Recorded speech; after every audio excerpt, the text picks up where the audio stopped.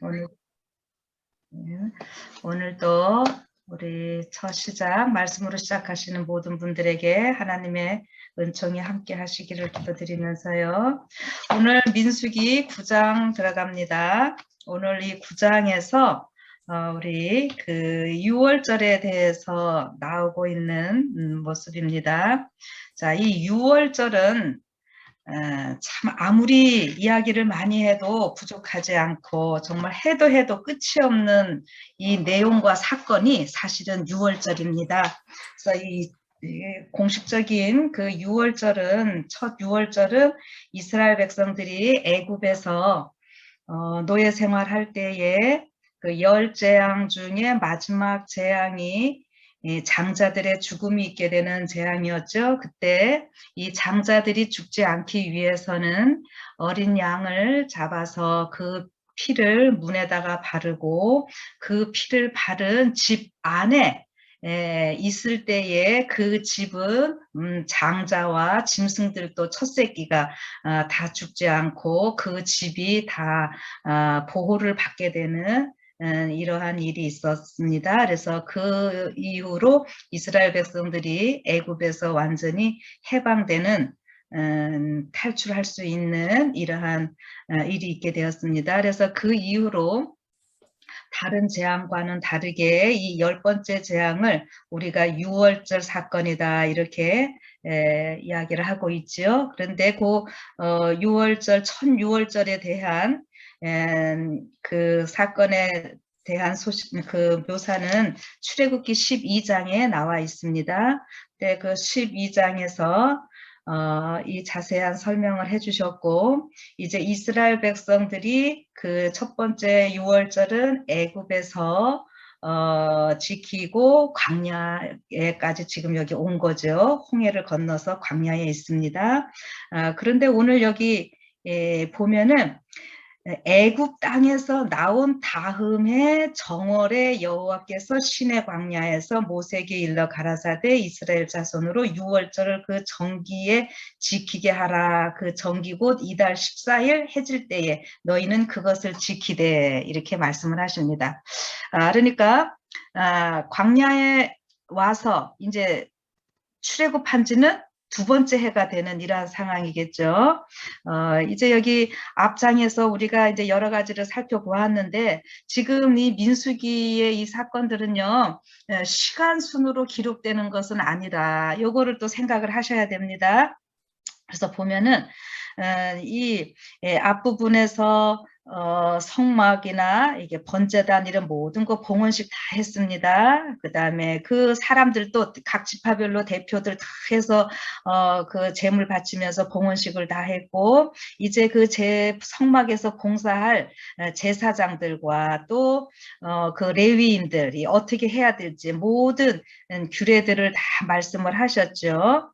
그래서 이제 쉽게 말하면은 광야에서 이스라엘 백성들이 하나의 군대로 준비가 되어서 잘 훈련을 이제 받을 수 있는 조건들이 되어가고 있는 것입니다. 그래서 이렇게 여기서 훈련을 잘 받고 가나안 땅까지 가야 되는 이러한 상황이 된 것이죠. 그래서 이제 본격적인 훈련을 받게 되는 이러한 모습으로 여러분들이 좀 생각을 해보세요. 자, 그래서 여기 6월절 잘 지켰습니다. 그런데 문제는 무엇인가?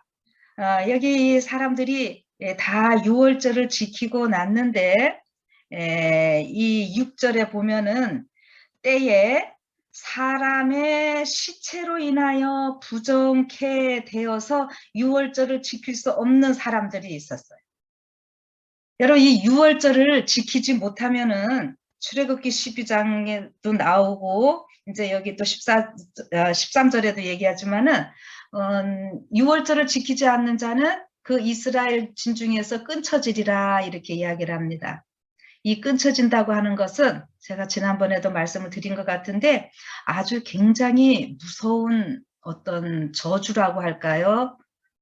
이 무서운 선언입니다. 우리가 공동체 생활을 하는 데 있어서 분리된다고 하는 것은, 끊어진다고 하는 것은 가장 큰 벌이 되는 것입니다. 그래서 지금 여기에 사람들이 나와서 묻고 있습니다. 우리가 일부러 6월절에 참여하지 못한 것은 아니다라고 하는 거죠. 그럼 여기 뭐냐면은 보통 6월절에 그 6월절을 지키려고 하면 어떻게 돼야 되는가? 1월 14일에 이제 6월절이 되잖아요. 그런데 1월 뭐 11일 뭐 이럴 때 그 전날 우리 가족들이 누가 아팠어요. 그래서 어쨌든 죽게 되었어요. 그 다음에 우리 집에서 그렇지 않더라도 어떤 뭐 지나가다가 보게 되고 시체를 보게 되고 이렇게 해도 이게 다 부정해서요. 며칠 동안 있어야 되는가 하면은 일주일 동안은 성막에 가까이 갈 수가 없는 것입니다. 자, 그러면 내가 의도치 않았어도 이런 일이 발생할 수 있다라고 하는 거죠. 그러니까 지금 그런 사람들이 있게 된 거예요. 그리고 여기 보면은 지금 여기 시체 때문에 그렇게 이제 그 부정하게 된 이러한 사람들이 있을 때에 6월절에 참여하지 못하도록 금지하는 이런 일들이 있게 되고, 그래서 이제 이때는 아직 그 광야 생활 첫 시작이니까 모든 것이 완전한 규례가 다 주어진 것이 아니었음을 보게 됩니다. 그래서 어떻게 했냐면은 이제 모세도 애굽에서 나올 때 다 6월절 통해서 나왔고 이렇게 했는데 여기 와서 또 이런 질문을 받게 되니까 모세도 바로 대답을 하지 아니하고 그렇구나, 내가 하나님께 기도할 테니까 한번 그 이후에 또 의논을 하자 해서 모세가 이제 하나님께 기도했을 때 하나님께서 쭉 대답을 해주시는 이러한 말씀입니다. 그래서 여기 이제 9장에는 6월절이 두 가지가 나오고 있는데 두 가지라는 표현보다 6월절을 지키는 방법, 기간이 두 번에 걸쳐서 나오는 이러한 모습이 있어요. 그래서 원래는 1월 14일 했을 때부터 지켜야 되는 6월절, 이것이 이제 그 본래의 6월절입니다. 그런데 그렇게 그때 지키지 못한 자들을 위해서 하나님께서 다시 이제 여기 6절부터 그 규례를 말씀을 하시는데, 이 6월절을 일컬어서 뭐라 그러는가 하면은 제2의 6월절 혹은 이제 소유월절 뭐 이렇게 표현을 합니다. 또 다른 말로 늦은 6월절. 그래서 성경에 보면은 그 히스기야 때나 이럴 때 보면은 역대하 29장 이런 데서요 6월절 한번 지키자고 다 이야기를 했는데 온전히 지키지 못했을 때 또 다시 해서 그 다음 달에 이 6월절을 지키는 모습이 나오고 있습니다. 그래서 그 다음 달에 2월 달에 지키는 6월절을 제2의 6월절, 늦은 6월절, 소 6월절 이런 식으로 말한다고 하는 거예요. 그러면은 차이점이 뭐냐 하면은 제일 첫 번째 6월절에는 그야말로 이스라엘 백성들이 다 지금 지켰어요. 그런데 그 6월절에 참여하지 못한 자들, 그럼 그 참여하지 못한 자들이 어떤 자들인가 하면은 이스라엘 백성임에도 불구하고 어떻게 해요? 시체를 만지거나 뭐 이렇게 해서 유출병 있는 자들과 접촉이 있어서 부정하게 되었을 때 참여하지 못했고요. 그 다음에 여행 중에 있거나 멀리 가서 어디 여행하고 있거나, 그 다음에 오리지널 이스라엘 백성들이 아닌 사람들, 이런 사람들이 지금 6월절을 지키지 못하고 같이 있게 될 때에 이 두 번째 늦은 6월절을 지키게 되는 것입니다. 그러면은 그런 사람들은 어떻게 생겼을까 하는 거죠.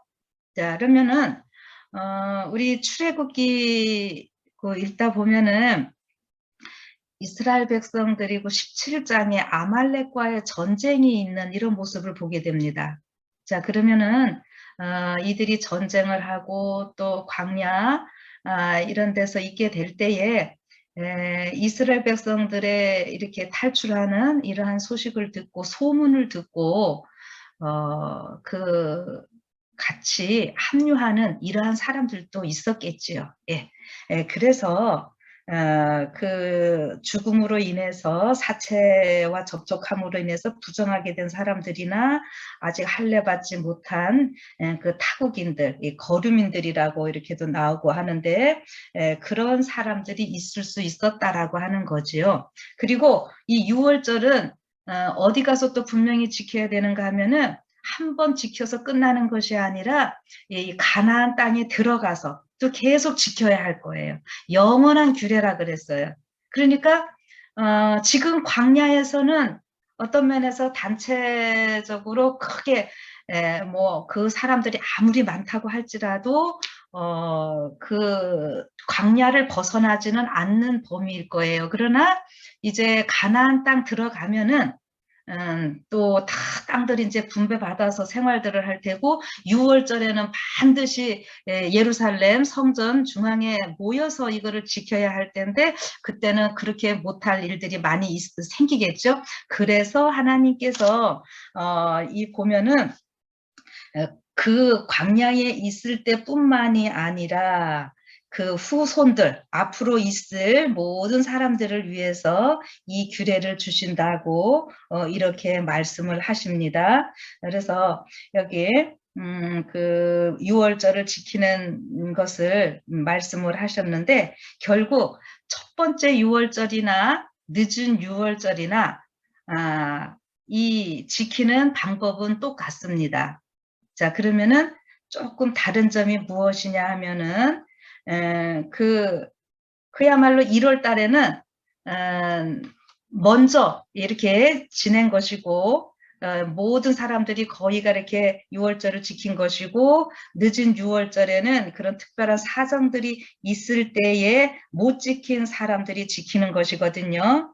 그러면 이럴 때 우리가 좀 생각할 것은 무엇이냐면은요. 이 늦은 6월절을 지키도록 하시는 그 하나님의 은혜에 대해서 조금 생각을 좀 해보고자 합니다. 정기적인 이 첫 번째 6월절을 그 못 지킨 사람들을 보면은요, 쉽게 말해서 어떻게 해요? 자격이 없는 사람들이죠. 네. 이런저런 이유로 실수를 했거나 뭐 어떻게 해서 지금 그 상황에서 지킬 수 없는 사람들이었지만은 그들의 마음은 간절하게 어떤 마음이냐면은 아이까지 거 6월절 못 지키면 뭐 어때 이것이 아니라 그 6월절을 못 지킨 아쉬움이 있고 그 이스라엘과 하나가 되고자 6월절을 지키지 못한 사람들은 끊쳐진다고 했으니까요. 그래서 예, 6월절을 지킴으로 이스라엘과 하나가 되고자 하는 그러한 마음, 간절한 마음인 것입니다. 그래서 반드시 비록 자격은 자기들이 없지만은 다시 한번 그들에게 기회를 줘서 참여하고자 하는 그런 간절한 마음이 있는 이러한 사람들이라고 하는 것이죠. 그래서 결국은 이 구약의 모든 것이 다 예수님이고 이 일곱 절기도요 다 예수님을 나타내기 때문에 예수님을 안에서 예수님을 믿는 믿음을 가지고 생활하기를 간절히 그 바라는 이러한 사람들에게 하나님께서 또 기회를 주신다 이렇게 생각을 하시면 좋겠습니다. 자, 그러면은 요 6월절을 지킬 때에 여러 가지 법 가운데 몇 가지를 좀 살펴보고자 합니다. 이 6월절을 지킬 때에 날짜는 1월 14일이라고 여기 분명히 이야기를 했고요. 그래서 요거는 잘 아실 겁니다.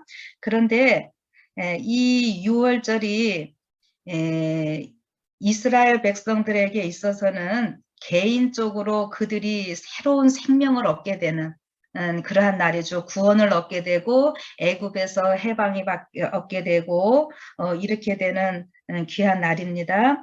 그런데 그때에 무엇을 꼭 먹어야 되죠? 그래서 무엇을 먹습니까? 양을 준비했다가 양을 잡아서 먹어야 됩니다. 그래서 그 양은 그 요한복음 1장 29절에 보면은 세상죄를 지고 가는 어린 양을 보라. 침례 요한이 예수님이 나올 때 그렇게 했습니다. 바로 그것은 이 출애굽 때에 그 이스라엘 민족들을 해방시키기 위해서 장자들을 보호하시기 위해서 대신 죽으시는 예수님을 나타내는 모습입니다. 그래서 이러한 것들을 고린도전서 5장 7절에 보면은 사도 바울도 예수님이 우리의 유월절 어린 양 되셨다 이렇게 이야기를 합니다. 그래서 이 어린 양이 당연히 예수님인 것은 우리가 잘 알고 있습니다. 그런데 이 어린 양을 먹을 때에 이 어린 양을 어떻게 먹으라고 출애굽기 12장에 말씀하시냐면은 그 전에도 이스라엘 백성들이 양고기는 먹었겠죠. 그런데 뭐 요리 방법이 많이 있을 거예요. 근데 이때는 반드시 물에 삶아서 먹거나 이렇게 하면 안 되고 반드시 불에 구워서 먹어야만 되었습니다.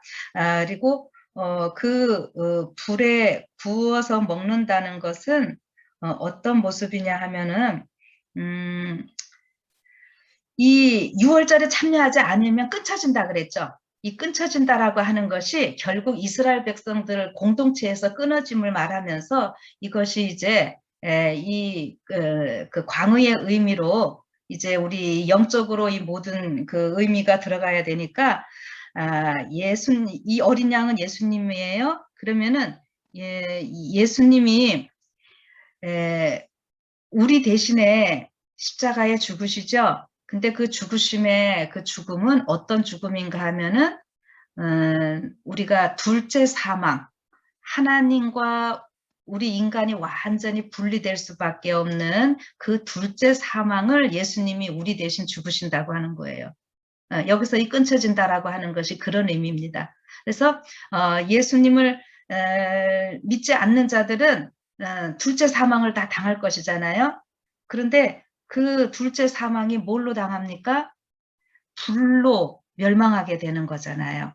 그래서 예수님이 그 십자가에 달려 죽으셨다고 하는 것은 우리가 둘째 사망의 그 영원한 그 멸망의 불로 죽을 수밖에 없는 아버지 하나님과 분리될 수밖에 없는 그러한 죽음을요 우리 예수님이 대신 죽으시는 거였어요.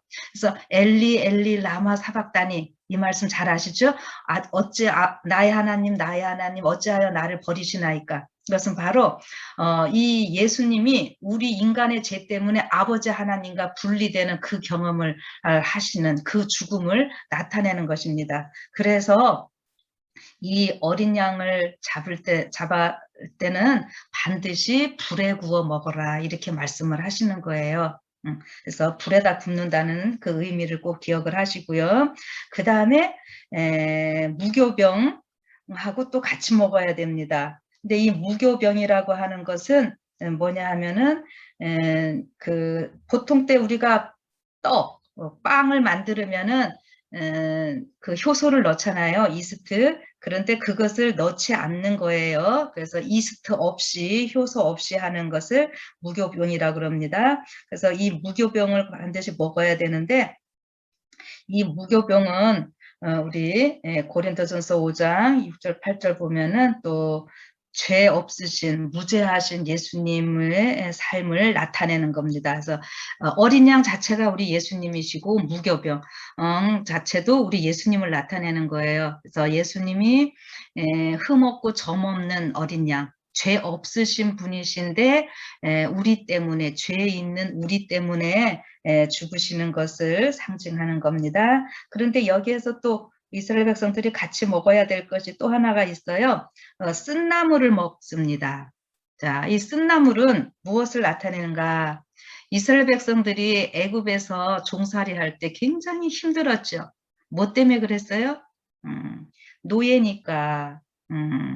죄로 인해서 노예 생활이 있게 되는 거잖아요. 그래서 애굽의 이스라엘 백성들에게는 애굽의 그 고난을 생각하는 것입니다. 그런데 이런 고난을 이 있었는데 흠없고 점 없으신 예수님으로 인해서 그들이 이제 해방되었다고 하는 것, 구원받았다라고 하는 것, 이런 것을 다 상징하면서 상징했기에 그런 거를 이제 기억하면서 이들이 이 유월절을 이제 지킬 때는 이런 것들을 먹으면서 또 지키는 것입니다. 그런데 여기에서 오늘 요 세 가지 잘 여러분들이 알고 계실 줄로 믿고요. 그런데 12절에 보면은요, 여기 이런 말씀이 나와요.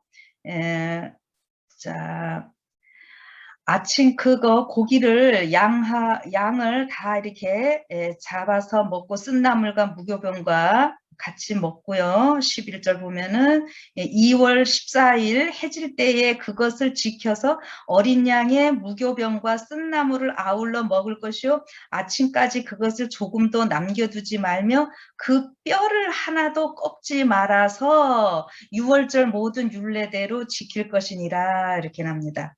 여러분 여기 뼈를 꺾지 말라고 하는 뼈를 하나도 꺾지 말라고 하는 이 표현이 있습니다. 요거를 제가 오늘 조금 더 강조를 하겠습니다. 요 뼈를 꺾지 말라고 하는 것은 어떤 의미를 갖고 있을까요? 자, 이 출애굽기 12장 46절에서도 이 뼈 꺾지 말라고 하는 이 말씀이 나오고 있는데요. 이 뼈는 여러분 골수라고 우리가 이야기하죠. 피와 이런 모든 것들이 우리 몸에 필요한 것들이 어디서 생기냐 하면은 사실은 뼈에서 다 생깁니다. 그래서 이 뼈는 우리의 그 본질, 그 에센스 이런 거를 나타냅니다. 그리고 가장 뼈가 이 안쪽에 있잖아요. 그래서 이게 근본 이런 것들을 나타내요. 그런데 지금 살 이런 거를 양고기를 반드시 먹어야 되는 거거든요. 그런데 이때 양고기를 막 부러뜨리거나 이렇게 해도 안 되고요. 이 양고기를 또 여기서는 지금 내장 뭐 이런 거 먹는 얘기는 안 하고 이제 뼈 얘기를 하셨는데 내장이나 뭐 이런 거 머리 아무것도 버리지 말고 다 먹어야 되는 이런 상황이에요. 근데 여러분 이게 양 한 마리를 이렇게 요리를 한다고 하는 것이 쉬울까요? 어려울까요? 쉽지는 않을 거예요. 그리고 우리가 뭐 이렇게 먹을 나는 이거는 우리 한 부위를 놓고도 이렇게 좋아하는 부위가 또 사람마다 다 다르고 그러잖아요. 그런데 아무튼 이 어린 양, 그러니까 6월절 양 잡을 때는요, 모든 것을 다 버리면 안 되고 하여튼 정확하게 모든 것을 다 이야기를 해주시는데 이 살이나 이런 모든 것들이 어디에 붙어 있는 거죠?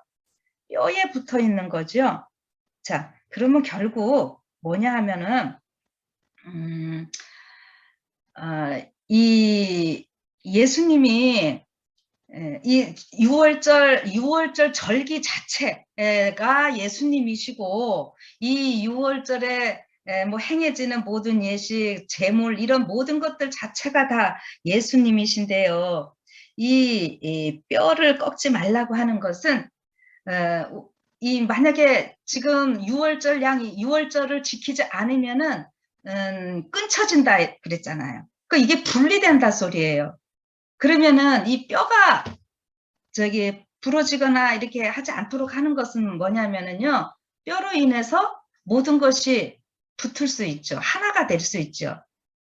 간단히 말씀드리면 이 뼈를 꺾지 말라라고 하는 것은 예수님과 연합하는 것을 이야기를 합니다. 자, 그래서 이 뼈 꺾지 말라고 하는 것은 여러분들이 어디서 이것도 잘 아실 수 있죠? 요한복음에 보면은 예수님 십자가에 돌아가실 때 어떻게 했어요? 금요일이어서 안식일과 6월절에 겹치니까 부정타면 안 된다고 시체 나무에 달려 있으면 안 되니까 빨리 예수님 시체를 거두려고 했죠. 그래서 제사장들이 로마 군병한테 요청하는 얘기 나오죠. 빌라도한테 요청해서 보니까 예수님은 어떻게 됐다고요? 뼈를 꺾기도 전에 예수님은 이미 그 운명하셨던 이러한 모습을 우리는 보게 됩니다. 근데 만약에 예수님이 그때 뼈를 꺾었으면은 어떻게 될까요?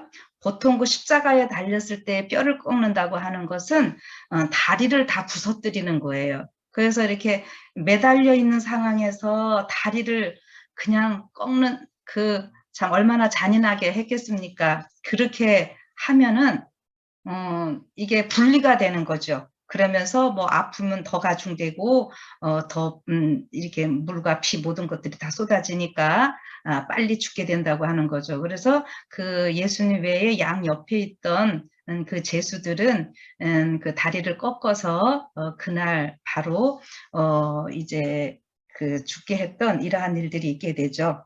그래서 예수님은 또 그날 또 바로 그 당시에 그 풍속들 보면은 여러분들이 많이 들어보셨을 거예요. 십자가에 있는 사람들이 막 며칠씩이나 있기도 하고 그렇게 고통을 당한다 그러는데 예수님이 이렇게 그날 당일에 돌아가셨다고 하는 것은 그 군병들로서도 굉장히 이상한 일이라 그랬거든요. 그런데 이 모든 것들이 뼈를 꺾지 않고 이렇게 하는 것들에 대해서 그 성경에 보면은 이것은 성경을 응하게 하려 하심이라 이렇게 표현을 하고 있어요. 그것은 바로 다 구약 성경, 이 모세 오경에 대한 거죠.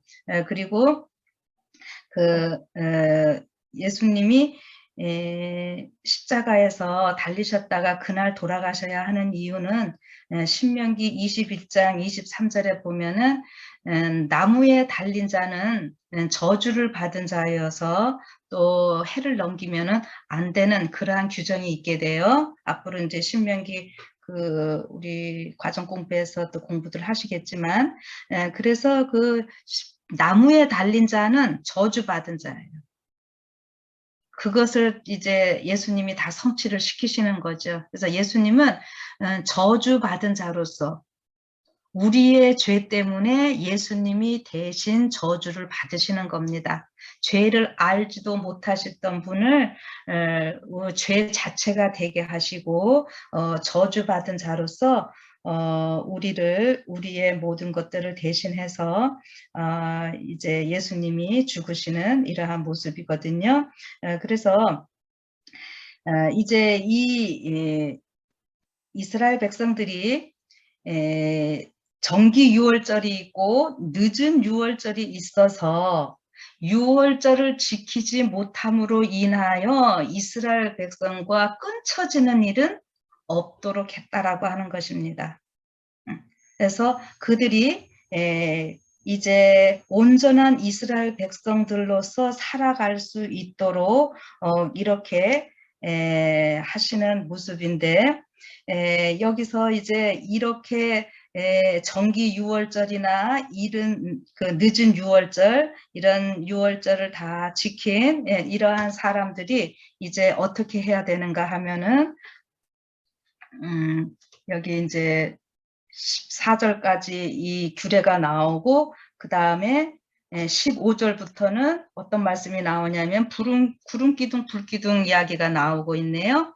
자, 우리가 이 이스라엘 백성들이 애굽에서 이제 나와서 이제 홍해 앞에 다다를 때부터 계속해서 가나안 땅 들어갈 때까지 그들을 인도했던 가시적인 하나의 표현이 있었는데 그것이 바로 구름 기둥과 불 기둥이었고요. 그 구름 기둥과 불 기둥 속에는 누가 계셨냐면 바로 우리 예수님이 계셨다 이렇게 부조화 선지자에는 말씀하십니다. 그러니까 불 기둥, 구름 기둥 자체도 다 우리 예수님이시고 이 성막 모든 것들이 다 예수님을 나타내는 이러한 표현이었어요. 그래서 이게 구름 기둥, 불 기둥이 움직일 때는 어떻게 했다고요? 그들이 또 움직일 수야 됐고, 그러니까 이 구름이 움직이면은 구름이 하여튼 움직이는 모습이 있으면 이스라엘 백성들이 어떻게 해요? 그 신호를 통해서 또 이제 우리가 이동하는구나 해서 준비를 해야 됐겠죠. 그리고 또 구름이 멈추면은 이제 멈추는구나 또 이제 이들이 해야 되는데 여기 표현이 어떤 표현이 있냐면은요. 21절에요. 혹시 구름이 저녁부터 아침까지 있다가 아침에 그 구름이 떠오를 때에는 그들이 진행하였고 구름이 밤낮 있다가 떠오르면 곧 진행하였으며 이틀이든지 한 달이든지 1년이든지 구름이 성막 위에 머물러 있을 동안에는 이스라엘 자손이 유진하고. 여러분 이거 한번 보세요. 그냥 우리가 며칠 놀다가 갈 그 텐트 치는 이런 그런 거는 모르는데 이거는 지금 온 식구들이 다 나온 상황이잖아요. 근데 여기 표현이 어떤 표현이 있냐면은 텐트를 친 지 며칠 만에도 움직일 수 있었어요. 이틀이든지. 여러분 이거 보세요. 한 달, 뭐 1년, 이거는 좀 우리가 또 그래도 긴 시간이라고 생각이 되는데 이틀째라면은 하루 저녁 자고 힘들게 텐트 쳤는데 또 옮겨야 된다고 하는 이러한 모습이잖아요. 자, 이스라엘 백성들이 광야 생활 40년 하면서 몇 번 이동했다고 했는지 기억나시나요? 42번 이동을 했습니다. 그러면은 이게 평균 1년에 한 번 이상 이렇게 했다 소리잖아요.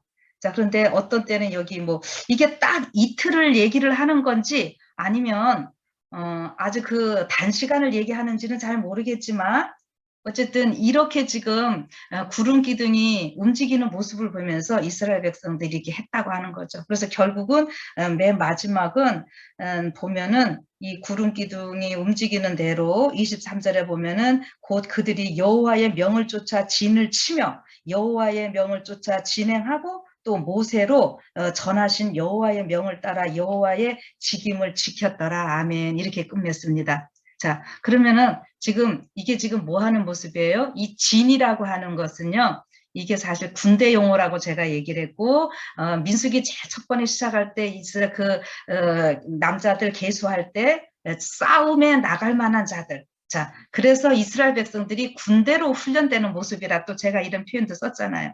그러니까 결국에 이 이스라엘 백성들은 애굽에서 나와서 광야 생활을 하는 것은 하나님의 군대로 훈련받고 준비되어서 전쟁하면서 어디까지 들어가기 위한 거라고요? 예, 가나안 땅까지 가기 위한 이러한 과정이었습니다. 그런데 그렇게 하기 위해서는 그들에게 해마다 무엇이 필요했는가? 반드시 유월절을 지켜야만 했습니다. 자, 이제 그러면은 요 상황을 놓고 결국 이스라엘 백성들이 40년간 또 불순종하고 실패하고 하는 이런 부분들도 있었지만은 어쨌든 또 그 가운데 하나님의 섭리로 가나안 땅까지 들어가는 것 우리는 잘 알고 계시니까 이제 이 9장을 이렇게 놓고 이 정기 유월절과 이 늦은 유월절이 과연 오늘 우리에게 어떤 의미가 있는가? 이제 이것이 중요한 것이죠. 빨리 좀 진행을 해보겠습니다. 자, 이 6월절은 각 개인이 준비되는 시간입니다. 자, 그러면은 이것을 또 여러분들이 뭘로 좀 생각을 해보시면 좋으냐면은 성소를 생각을 해주세요. 성소 뜰 바깥뜰에 뭐가 있죠? 번제단이 있습니다. 번제단이 있고 그 다음에 성소가 있고 지성소가 있고 그래서 번제단에서 이 제물을 잡을 때에 그 번제단에서 제물을 잡으면은 거기서 끝나는 것이 아니라 어디까지 가야 되는 거예요? 반드시 그 피를 가지고 성소까지 갔다가 연말 대속제일에는 지성소까지 가야 되는 것입니다. 그러면은 이 6월절 자체가 예수님이신 거 우리가 잘 알고 있으면 그 번제단에서 이제 6월절 어린 양 다 잡고 하니까 이 번제단은 십자가를 나타내는 것 우리가 잘 알게 되죠. 그러면은 우리의 구원의 시작은 죄 있는 우리가 의롭다라고 칭함을 받게 되는 것은 바로 번제단, 십자가, 예수님의 죽음을 통해서 우리가 그렇게 된다고 하는 거죠. 그래서 6월절 양고기를 반드시 먹어야 됐어요. 그러면은 오늘 우리가 구원받는 것은 누구 때문에 구원받는다 소리예요?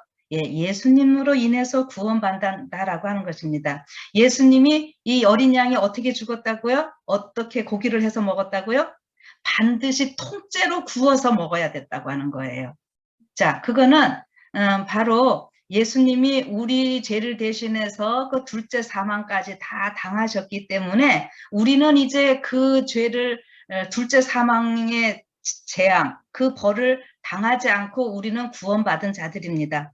그렇게 유월절 어린 양 고기를 먹은 여러분과 저의 삶은, 여기서 또 무교병과 함께 먹으라 그랬는데 무교병이 을 먹음으로 인해서 이때 이 절기 가운데는 그 6월절 다음에 그 일주일을요 무교절이라고 하거든요. 이 죄 없으신 예수님의 그 삶을 우리가 그대로 닮아가는 것이고, 무교절도 일주일에 있게 되는 것은 7이라는 것이 완전함을 나타내는 것이기 때문에 이제 예수님을 영접한 우리들은 끊임없이 6월절 어린 양 대신 그 예수님을 통해서, 무교병 대신 예수님을 통해서 그 예수님의 말씀을 먹고 우리가 훈련받고 준비됨으로 인해서 우리의 삶이 죄 없는 예수님의 모습을 닮아가야 하는 것입니다. 네. 그래서 그렇게 예수님을 닮아가는 우리의 삶은 이 쓴나물을 먹는, 우리가 죄의 세상에 이 죄된 것들이 참 괴롭고 힘들잖아요. 이런 삶을 우리가 벗어나서 예수님 때문에 영원한 하늘에서 우리가 살 수 있는 이런 소망을 가지면서 우리가 매일의 삶이 시작되는 것이죠. 그래서 우리가 예수님을 영접하게 되면은 한 번 영접한 것으로 끝나서 번제단에서 빙빙 돌며 사는 삶이 아니라 결국 번제단에서 그 양을 잡고 했을 때 마지막 피는 어디로 가지고 들어간다고요? 성소와 지성소까지 가듯이 오늘 우리의 삶은 하나님께서 이 죄악 세상에서 그냥 이렇게 구원받은 이것이 아니라 죄 없는 영원한 무교병의 삶으로서의 삶이 있는 하늘까지의 삶이 우리에게는 약속되어 있는 것입니다. 그것을 지금 우리가 어디서 훈련받고 있는가 하면은 이 광야 같은 이 세상에서 우리가 훈련받고 있는 것이고요. 그래서 이렇게 우리는 지금 예수님을 통해서 유월절을 지켜가고 있는 사람들이에요. 6월절이 한번 그냥 옛날 이스라엘 백성들에게만 해당되고 이제 끝난 것이 아니라 오늘 우리의 삶에 여전히 이 6월절이 계속되어 있고, 여기 보면은 정기 6월절에 하지 못한 사람들이 이제 늦은 6월절에 여기 한다고 했잖아요. 근데 이 늦은 6월절에는 제2의 6월절에는요. 이 이스라엘 외에 그 외의 사람들에게 다 기회를 주시는 것이었어요. 그러면 이것이 오늘 무엇을 나타내는 거냐 하면은요, 이 정기 6월절은 예수님이 이 땅에 초림하셔서 이루셨습니다. 그러면은 이 늦은 6월절은 무엇을 나타내는 거냐 하면은요, 예수님의 재림을 나타내는 거예요. 예수님께서 재림하실 때는 어떤 사람들이 다 구원받게 되는 것입니까? 유대인만이 아니라 전 세계 모든 민족들이 다 구원을 받게 되는 이러한 일이거든요. 그래서 예수님이 초림하셔서 그때 그 이제 마태복음 26장에 보면은 예수님이 그 성만찬 하시는 장면 나오죠. 그런데 지금 우리가 날짜적으로는 양잡고 하는 이런 유월절은 우리는 하지 아니하고 예수님 영접하고 그것이 뭘로 대치됐냐면은 성만찬으로 되어 있어요. 근데 여기 실질적으로 유대인들 그 유월절을 지킬 때 보면은 떡과 포도주를 먹게 되는데 이 포도주가 4잔이 있어서 그것을 마시면서 예수님이 이렇게 말씀을 하시는 장면이거든요. 그런데 맨 마지막 잔은요. 먹지 않게 되고 예수님이 그 마태복음 26장에 보면은 이 성만찬 예식을 하실 때에 어떤 표현을 하시는가 보면은 이렇게 말씀을 하십니다. 자, 그러나 너희에게 이르노니 내가 포도나무에서 난 것을 이제부터 내 아버지의 나라에서 새 것으로 너희와 함께 마시는 날까지 마시지 아니하리라 하시니라. 예. 지금 이 이 땅에서 예수님이 요때 하시고요. 요 성만찬 요거 하시고, 요 성만찬이 6월절입니다. 그걸 하시고 하늘나라에 가서 이때 하시겠다고 하는 거예요. 그때까지는 마시지 아니한다. 그러면은 어떻게 해요? 하늘나라에서 아버지의 나라에서 내 아버지의 나라에서 새 것으로 너희와 함께 마시는 날까지. 이것이 언제예요? 우리가 계시록 19장에 보면은 어린 양의 혼인잔치 나오죠. 이 그때를 이야기를 하는 것입니다. 그래서 여기 지금 정기 6월절은 예수님이 초림이고요. 이제 늦은 6월절은 예수님의 재림으로 이렇게 표상이 되고 있다고 하는 거예요. 그래서 여기 지금 이 뼈를 꺾지 아니하고 이렇게 해야 되는 모든 것들은 또 이 예수님이 우리의 머리가 되시고 우리가 그의 지체가 된다고 했잖아요. 그래서 예수님과 온전히 연합되는 이 모습도 같이 보여주는 거예요. 그러니까 뼈가 있음으로 인해서 모든 살이 붙고 다 하듯이, 그래서 머리 대신 예수님을 중심으로 모두가 우리가 연합돼야 되는데 온 마지막에는 지금 모든 자들이, 그래서 이것을 계시록 14장에서는 뭐라 그랬어요? 온 나라와 족속과 방언과 백성에게 전할 영원한 복음을 가졌더라. 이게 세천사의 기별이잖아요. 어떤 자들에게 그 기별이 다 전해져야 되는가? 모든 나라에게 다 전해져야 되는 이러한 것이고, 그러니까 한 분 대신 예수님에게 다 연합되어야 되는 이 모습이라고 하는 거예요. 그래서 재림은 그 전 세계가 다 예수님을 오직 유일한 온 우주의 구주로서 모시고 연합되어서 이렇게 구원받게 되는 모습을 또한 이렇게 상징적으로 이야기를 해놓고 있다고 하는 것입니다. 그렇다면은 이제 오늘 우리가 민수기 9장에서 생각할 것이 무엇인가 하면은 이 6월절은 지키지 않는 자들에게는 어떻게 했다고요? 끊쳐지리라고 하셨고요. 그러나 이런저런 사정으로 하지 못했던 자들 하나님께서 두 번째 유월절까지 주시면서 거기에 참여하게 하셨고, 그러니까 이 유월절은 머리 대신 예수님을 중심으로 해서 우리 모두가 지체가 되어서 하나로 온전하게 연합하는 이러한 모습을 나타내고요. 여기 이 계시록 14장을 여러분들이 이러할 때 좀 생각하실 것은 여기 이 이스라엘 민족들이 모든 것이 다 예수님 중심이잖아요. 그러니까 계시록 14장 앞부분에 뭐라 그랬어요? 14만 4천 그 이야기를 하면서 어린 양이 어디로 인도하든지 따라가는 자. 그러니까 예수님을 중심으로 해서 우리가 온전히 하나가 되어서 예수님이 원하시는 대로 우리가 순종하며 이렇게 따라가는 이러한 삶을 우리가 이야기를 하는 것이고, 그 다음에 이거 뼈가 꺾이지 아니하고 온전히 하나가 되어야 되는 이러한 모습은 수많은 사람들이 다 예수님을 믿고 영접하여서 하나가 되는, 그래서 계시록 17장에 우리가 금방 말씀드렸듯이 세 천사의 기별을 누구한테 전해야 되는 거예요? 온 나라와 족속과 방언과 백성들. 이게 뭐 전 세계를 다 얘기를 하는 거잖아요. 그래서 지금 여기 늦은 6월절 때 보면은 뭐 이방인, 이제 타국인, 또 다른 데서는 그냥 거름인, 뭐 여행하는 자, 그다음에 멀리 있는 자들, 이런 자들이 다 해서 이 6월절 본인이 하기 싫어서 안 하는 거는 할 수 없지만 기회가 없어서 하지 못하지는 않게 하셨다는 것. 그렇다면은 오늘 우리가 이 말씀을 전하는 것이 무엇입니까? 하나님은 우리를 구원하실 때 한 사람도 하나님 몰라서 구원 얻지 못하는 일이 없도록 우리에게 다 기회를 주시고 또 먼저 믿게 된 우리를 통해서 전도하게 하심으로 인해서 모든 자들이 구원 얻을 기회를 주신다고 하는 것입니다. 그래서 우리가 구원을 못 받는다라고 하는 것은 요한복음 3장에 보면 뭐라 그랬어요? 아들을 믿는 자는 이미 구원을 얻고 심판이 없고요. 그 다음에 우리가 구원받지 못한다고 하는 것은 우리가 뭐 어떤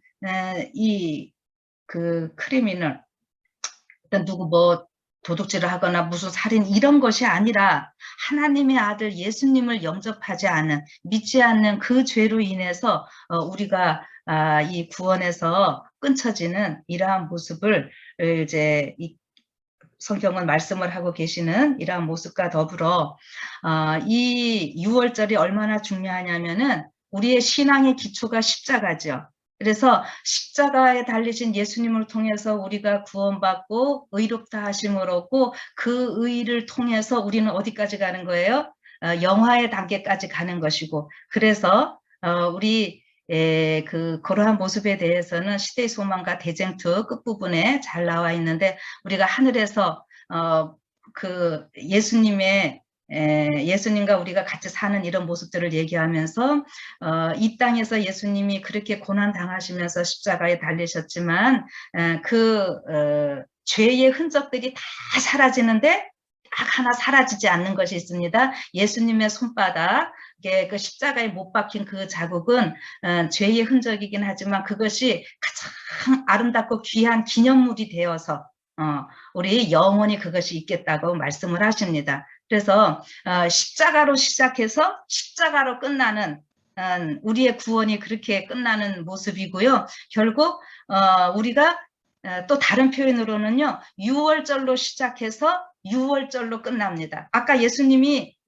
제자들하고 뭐라 그랬다고요? 그때 그 포도주 잔 마시면서 이것을 이제 여기서 이렇게 했지만은 어떻게 한다? 하늘에서 아버지 집에서 새것 날 때까지는, 그러니까 또 유월절에서 유월절이 되는 모습이죠. 자, 그래서 여러분 각 교회에서 유월절 이거 우리 성만찬 예식을 할 때 이제 요 말씀 들으시면서 기억을 해보세요. 우리가 예배 드리거나 교회 어떤 종교 의식을 행할 때는 반드시 끝에 앞에 이렇게 다 순서들을 하고 맨 마지막에 우리 기도로서 끝을 냅니다. 그런데 이 성만찬 예식 때만큼 여러분 어떻게 해요?